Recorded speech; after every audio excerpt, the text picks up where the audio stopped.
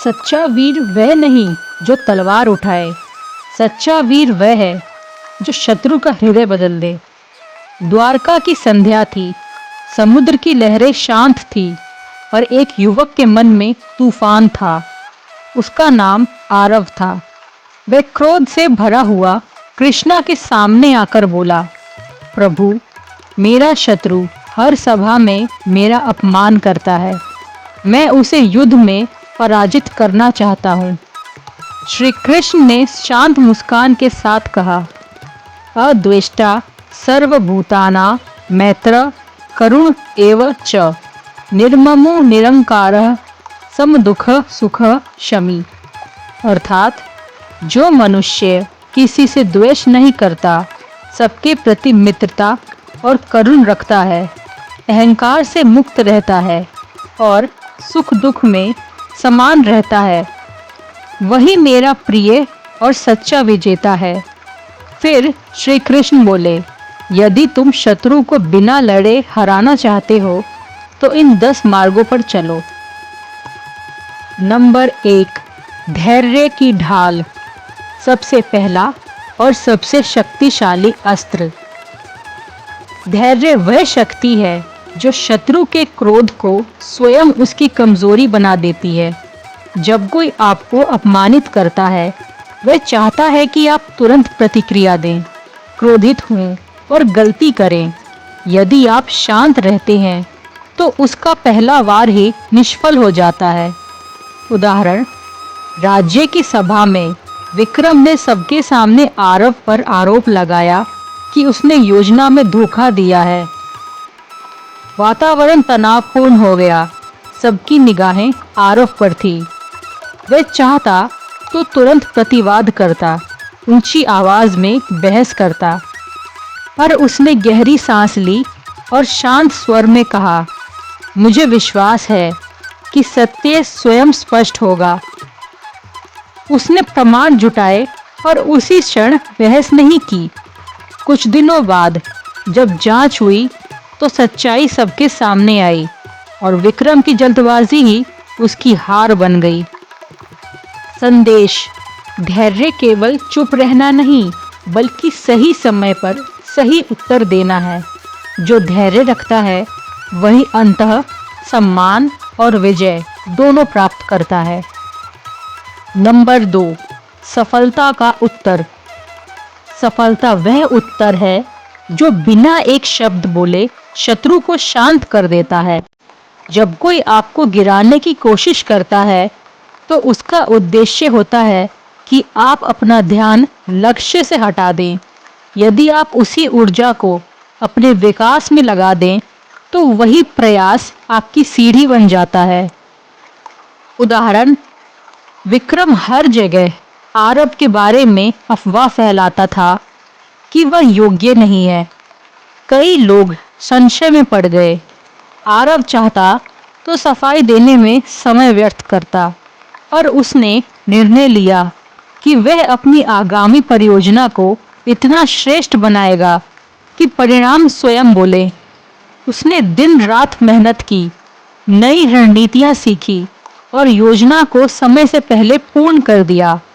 जब परिणाम घोषित हुए तो वही लोग जिन्होंने उस पर संदेह किया था उसकी प्रशंसा करने लगे। विक्रम समझ गया कि शब्दों से लड़ी गई लड़ाई क्षणिक होती है और उपलब्धि से मिली विजय स्थायी होती है। संदेश, अपने शत्रु को हराने का सर्वोत्तम मार्ग है इतना ऊंचा उठो कि उसकी नकारात्मकता तुम्हें छू भी ना सके। नंबर 3, मौन की शक्ति। मौन कमजोरी नहीं, बल्कि अत्यंत परिपक्व शक्ति है। हर आरोप, हर ताने और हर उकसावे का उत्तर देना आवश्यक नहीं होता। कई बार शत्रु का उद्देश्य सत्य जानना नहीं, बल्कि आपको भावनात्मक रूप से विचलित करना होता है। यदि आप हर बात का प्रतिवाद करेंगे तो आप उसकी बनाई हुई रणभूमि में उतर जाएंगे, पर यदि आप मौन रहते हैं तो उसकी रणनीति वहीं समाप्त हो जाती है। उदाहरण, विक्रम ने आरव के विरुद्ध यह अफवाह फैलाई कि उसने राज्य की नीति का दुरुपयोग किया है। लोग कानाफूसी करने लगे। मित्रों ने सलाह दी कि तुरंत सभा बुलाकर सफाई दो, पर आरव ने कहा, झूठ जितना बोलता है उतना उलझता है। सत्य को शोर की आवश्यकता नहीं होती। उसने अपने कार्य और दस्तावेज व्यवस्थित रखे, पर सार्वजनिक बहस में नहीं पड़ा। कुछ ही समय में जांच हुई और प्रमाण स्वयं सामने आ गए। विक्रम का आरोप उसी पर भारी पड़ गया। संदेश: मौन का अर्थ भागना नहीं, बल्कि यह विश्वास रखना है कि सत्य को चिल्लाने की नहीं, समय की आवश्यकता होती है। नंबर 4, क्षमा का अस्त्र। क्षमा करना कमजोरी नहीं, बल्कि आत्मबल की पराकाष्ठा है। बदला लेना सरल है, पर क्षमा करना साहस मांगता है। जब आप किसी शत्रु को क्षमा करते हैं, तो आप उसके व्यवहार से ऊपर उठ जाते हैं। क्षमा का अर्थ यह नहीं कि आप अन्याय को स्वीकार कर रहे हैं, बल्कि यह है कि आप अपने मन को द्वेष के बोझ से मुक्त कर रहे हैं। उदाहरण: विक्रम ने कई बार आरव की प्रतिष्ठा गिराने की कोशिश की। एक दिन व्यापार में विक्रम को भारी नुकसान हुआ और उसके परिवार पर संकट आ गया। पूरे राज्य में लोग उससे दूरी बना रहे थे। तब आरव, जिसे उसने सबसे अधिक कष्ट दिया था, सहायता के लिए आगे आया। उसने न केवल आर्थिक मदद की, बल्कि सार्वजनिक रूप से उसका समर्थन भी किया। विक्रम की आंखें झुक गई। उसे पहली बार अपनी भूल का एहसास हुआ। उस दिन आरव ने युद्ध नहीं जीता, उसने एक हृदय जीत लिया। संदेश: क्षमा वह दीपक है जो शत्रुता के अंधकार को स्वयं समाप्त कर देता है। नंबर 5, सकारात्मक व्यवहार। सकारात्मक व्यवहार वह शक्ति है जो शत्रु की नकारात्मकता को धीरे धीरे निष्क्रिय कर देती है। जब कोई व्यक्ति आपको नीचा दिखाने की कोशिश करता है, वह चाहता है कि आप भी वैसा ही व्यवहार करें, ताकि दोनों एक ही स्तर पे आ जाएं। परंतु यदि आप सम्मान, विनम्रता और सद्भाव रखते हैं, तो आप उसकी योजना को असफल कर देते हैं। उदाहरण: विक्रम अक्सर सार्वजनिक स्थलों पर आरव को अनदेखा करता, व्यंग्य करता और दूसरों के सामने कटाक्ष करता। लोग सोचते थे कि अब आरव भी कठोर उत्तर देगा, पर हर बार आरव मुस्कुराकर उसका अभिवादन करता, उसके कार्य की प्रशंसा भी करता जहां उचित होता। धीरे धीरे सभा के लोगों ने अंतर देखना शुरू किया। एक ओर कटुता थी, दूसरी ओर शालीनता। समय के साथ लोगों को विश्वास और समर्थन पूर्णतः आरव के साथ हो गया। विक्रम का व्यवहार स्वयं उसके विरुद्ध प्रमाण बन गया। संदेश: जब आप अपने आचरण की ऊंचाई बनाए रखते हैं, तो शत्रु की नकारात्मकता स्वयं छोटी पड़ जाती है। नंबर 6, बुद्धिमानी से दूरी। परिपक्वता का एक महत्वपूर्ण संकेत यह है कि हम पहचान सकें कौन सी लड़ाई हमारे योग्य है और कौन सी केवल समय व ऊर्जा की बर्बादी। शत्रु कई बार जानबूझकर ऐसे विवाद खड़े करता है जिनका उद्देश्य समाधान नहीं, बल्कि आपको मानसिक रूप से थकाना होता है। यदि आप हर चुनौती को स्वीकार करेंगे, तो आप उसकी बनाई हुई दिशा में चलने लगेंगे। बुद्धिमानी यह है कि जहां सम्मान और लक्ष्य सुरक्षित रहे, अनावश्यक टकराव से दूरी बना ली जाए। उदाहरण: विक्रम ने व्यापार में बार बार छोटी छोटी बातों पर सार्वजनिक बहस छेड़ना शुरू कर दी। वह चाहता था कि आरव भी उसी मंच पर आकर आरोप प्रत्यारोप करे, पर आरव ने देखा कि ये बहस राज्य के हित से अधिक व्यक्तिगत अहंकार का विषय बन रही है। उसने शांतिपूर्वक उस परियोजना से स्वयं को अलग किया और अपनी ऊर्जा नई योजना में लगा दी। कुछ ही महीनों में उसका नया कार्य अधिक सफल हुआ, जबकि विक्रम पुराने विवादों में उलझा रहा। संदेश: कभी कभी सबसे बड़ी विजय यह होती है कि आप युद्ध भूमि में उतरते ही नहीं। नंबर 7, आत्मनियंत्रण।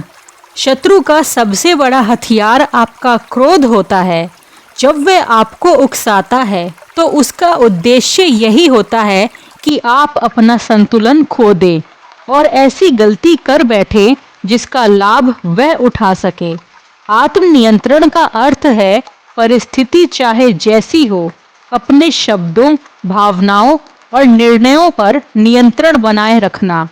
जो स्वयं को संभाल लेता है उसे कोई बाहरी शत्रु हरा नहीं सकती। उदाहरण: एक दिन सभा में विक्रम ने जानबूझकर आरव के परिवार पर कटु टिप्पणी कर दी। वातावरण अचानक भारी हो गया। यह व्यक्तिगत आघात था। कुछ क्षणों के लिए आरव की मुट्ठियां भींच गई और उसने तुरंत गहरी सांस ली और स्वयं से कहा, मेरी प्रतिक्रिया ही मेरी पहचान है। उसने शांत स्वर में उत्तर दिया, व्यक्तिगत विषयों को सार्वजनिक मंच पर लाना उचित नहीं। उसकी संयमित वाणी ने पूरी सभा को प्रभावित किया। उस दिन विक्रम की उकसाहट विफल हो गई।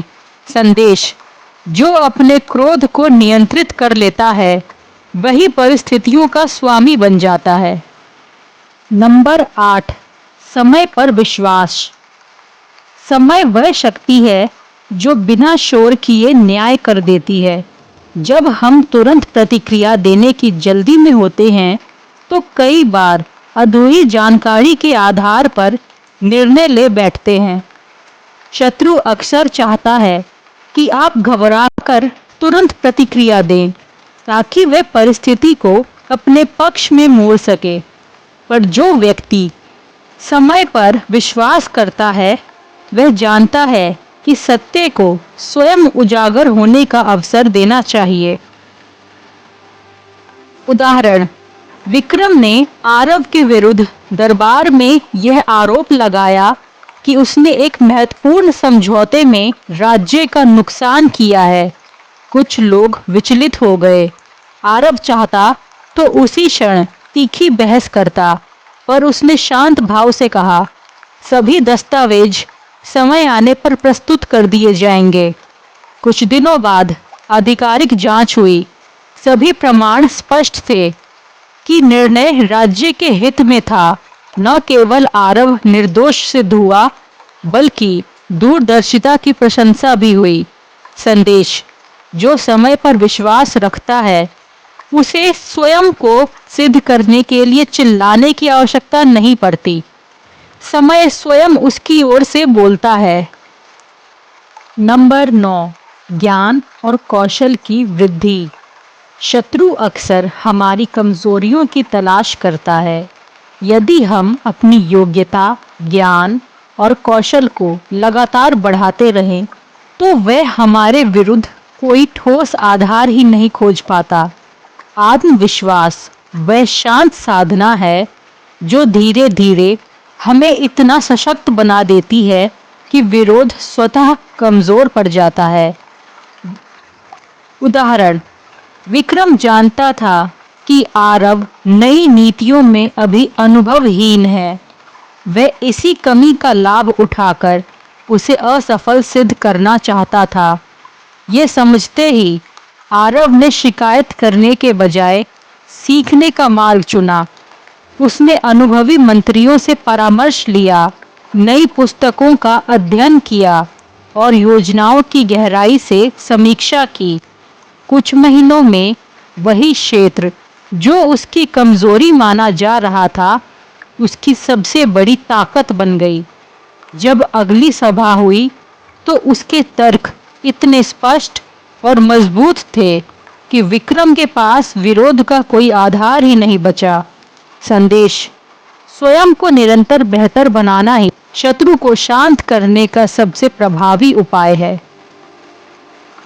नंबर 10, प्रेम और करुणा। प्रेम वह शक्ति है जो शत्रुता की जड़ को ही समाप्त कर देती है।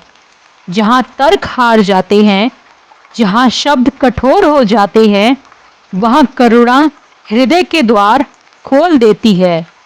प्रेम का अर्थ यह नहीं कि आप अन्याय को स्वीकार कर लें, बल्कि यह है कि आप द्वेष को अपने भीतर स्थान न दें।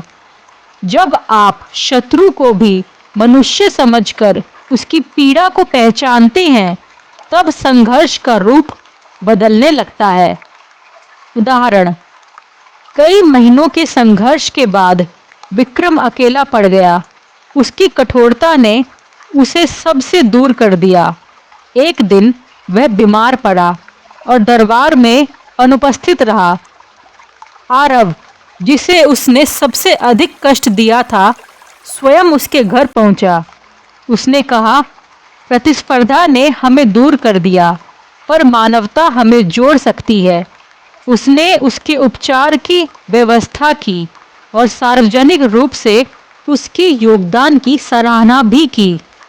उस दिन विक्रम का अहंकार टूट गया। उसने स्वीकार किया, मैं तुम्हें हराना चाहता था, पर तुमने मुझे जीत लिया। संदेश: प्रेम वह विजय है जिसमें कोई पराजित नहीं होता, पर शत्रुता अवश्य समाप्त हो जाती है। समापन: श्री कृष्ण का वचन। दूर खड़े श्री कृष्ण मुस्कुराए और बोले, हे वत्स, जो अपने क्रोध, अहंकार और द्वेष को जीत लेता है, वही सच्चा विजेता है। युद्ध से जीती भूमि क्षणिक होती है, पर प्रेम से जीता हृदय सदा के लिए अपना हो जाता है। यही है बिना लड़े शत्रु को हराने की दिव्य कला। वीडियो पसंद आए तो दिल से लाइक करें।